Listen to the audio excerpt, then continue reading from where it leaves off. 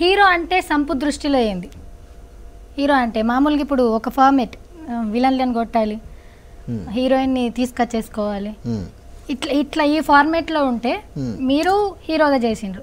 అంటే కొంతమంది కమెడియన్ ఆర్టిస్టులు హీరో చేస్తున్నారు. అంటే హీరో అంటే సంపు దృష్టిలో ఏంది అసలు? హీరో అంటే ఇప్పుడు మీరు చెప్పినవన్నీ ఇంతకుముందు మనం చూసిన సినిమా ఎందుకంటే ఇప్పుడు చిరంజీవి గారి సినిమాలో అసలు చూస్తున్నట్టు అంటే లాస్ట్లో ఫైట్ ఉంటుంది, పెద్ద ఫైట్ ఉంటుంది. ఇంకా ఆ ఫైట్ కోసం అలాగొచ్చిన వాళ్ళు అమ్మా నాన్న ఎక్కడో కట్టేసి అప్పుడు ఇంకా వస్తారు చిరంజీవి గారు బుల్లెట్ వేసుకొని వచ్చి జంప్ చేసి, అప్పటిదాకా నిజంగా హీరోలు ఇలాగే ఉంటారు అనిపించేది.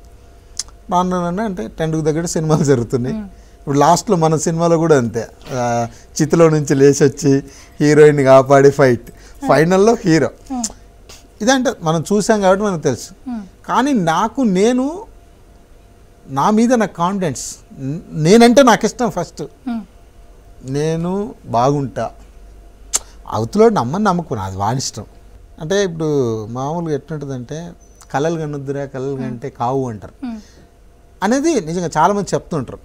నాకేమనిపిస్తుంది, కళ్ళ కంటే ఖర్చు అయ్యేది ఏం లేదు కదా, కాకుండా ఏది ఏం లేదు, కానీ ఆ కొన్ని క్షణాలన్నా ఒక డ్రీమ్లో ఉంటామనే నాకు తృప్తి, అంతే సాటిస్ఫాక్షన్.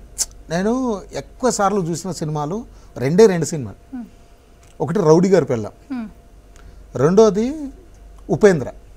నేను ఒక్కని ఉన్నప్పుడు ఈ సినిమాలో నా కళ్ళలో తిరిగేటి ఉపేంద్ర సినిమా, ఆ క్యారెక్టర్లు, అది మోహన్ బాబు గారి రౌడీ గారి పెళ్ళాం సినిమా.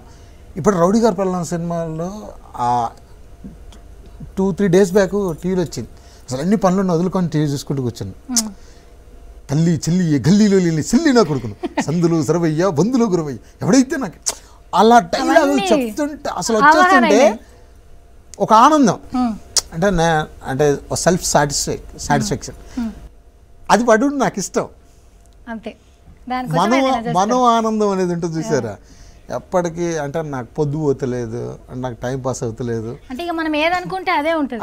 అంటే నాకు ఇలా ఒంటరిగా ఉన్నప్పుడు ఈ ఇమాజినేషన్లో నేను బతికేస్తుంటా, ఒంటరిగా ఉన్న ఏదో ప్రపంచంలో బతికేస్తుంటా.